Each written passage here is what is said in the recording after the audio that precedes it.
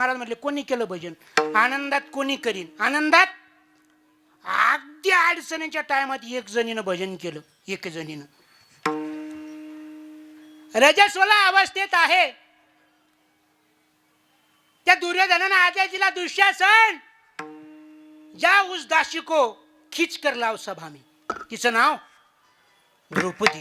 डोक्याला धरलं, ओढत ओढत आणलं. भाऊजी असं नका करू, हे चांगलं नाही. मी तुमची वहिनी आहे आणि वहिनी आई समान असते, असं नका वागू. चल म्हणले, तू आमची दाशी आहे. ओढत सभेत आणलं.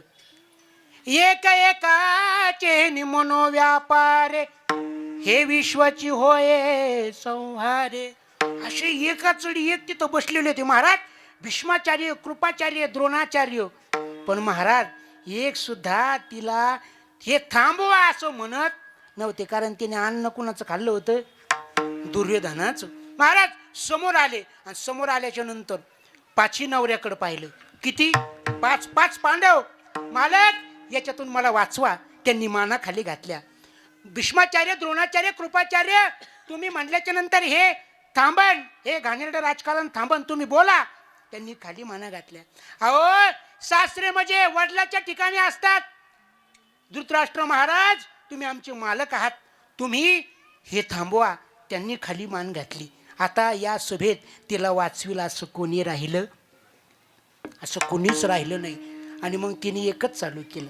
कोठे गुंतलासी द्वारके चराया, कोठे गुंतलासी द्वारके चराया,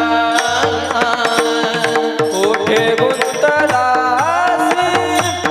द्वारके चराया, कोठे गुंतलासी द्वारके चराया.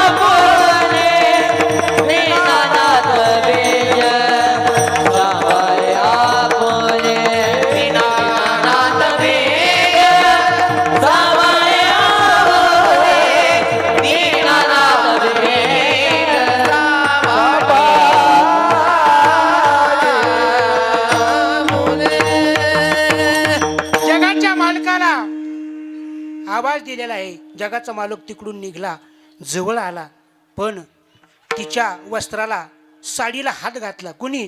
दुःशासनानं. साडी ओढणार. जगाच्या मालकाने विचार केला, ही वरून तर आपलं नाव घेते. मी काय सांगतोय प्रकार? काया, वाचा, मनी. वाणीचे प्रकार 4. या 4ही वाणीनं माझं नाव. वरून तर भजन करते, पण तिच्या आत काय चाललंय हे पाहिलं पाहिजे. कसं बघायचं? जगाचा मालक सूक्ष्म झाला. काय झाला? सूक्ष्म. तिच्या आत हृदयात गेला आणि पाहिलं. हिला जे वाचवणारे त्यांच्याबद्दल हिच्या मनात शंका आहे का? माझे 5 मुडदे नवरे बसले. किती? पण एक सुद्धा मला वाचवायला पुढे येत. ही त्यांना शिवे देते का आतून? असं देवानं तपासायला सुरुवात केली. तर ती नवऱ्याला शिव्या देत आणि शिव्या देऊ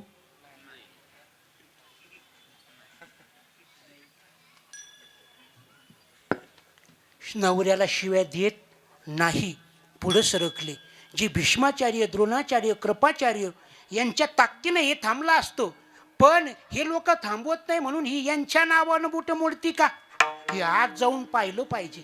आत गेली आणि आत पाहिलं, त्यांच्या नावानं बोट मोडत नाही. समोर जो दुःशासन साडी ओढतो की मी तुझी वहिनी, हे वहिनी आईच्या ठिकाणी, याच्या नावानं ती बोट मोडती का? हे देवानं आत पाहिलं, तिला दुःशासनाबद्दल राग नाही. जो दुर्योधन सगळे ऑर्डर सोडतो, आदेश देतो, तशी सूत्र हलतात, त्या दुर्योधनाला ही शिव्या देते का? या मुडद्यामुळं माझं सगळं वाटोळं, या सभेमध्ये माझी आबरूची लोकतर टांगले जातात, त्याला शिव्या देते का? अबो जो धृतराष्ट्र या राज्याचा राजा आहे, याने जर थांबा म्हणलं तर सगळं थांबलं असतं, या सासऱ्याला शिव्या देते का? आत पाहिलं, सासऱ्याला शिव्या नाही. द्रोणाचार्य, भीष्माचार्य, कृपाचार्य यांच्या नावानं शिव्या नाही. 5 नवऱ्याच्या नावाने शिव्या नाही. कोणाबद्दल राग नाही, द्वेष नाही, मत्सर नाही. मग काय चाललंय आत? आत एकच चाललंय, तुम हमारे थे प्रभु जी, तुम हमारे हो, तुम हमारे ही रहोगे ओ मेरे प्रभु, तुम हमारे हो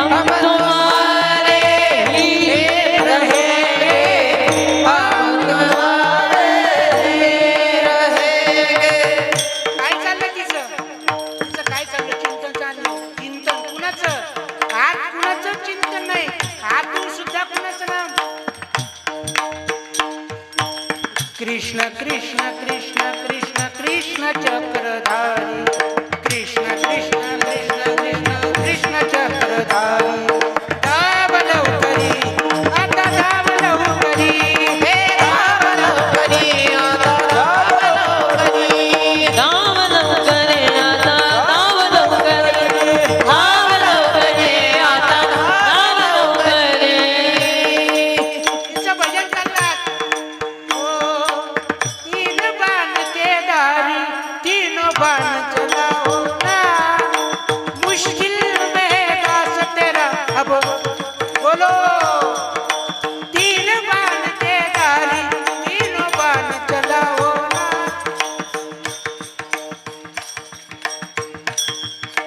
बोला बोला. तीन बाण के धारी, तीनों बाण चलाओ ना, मुश्किल में दास तेरा.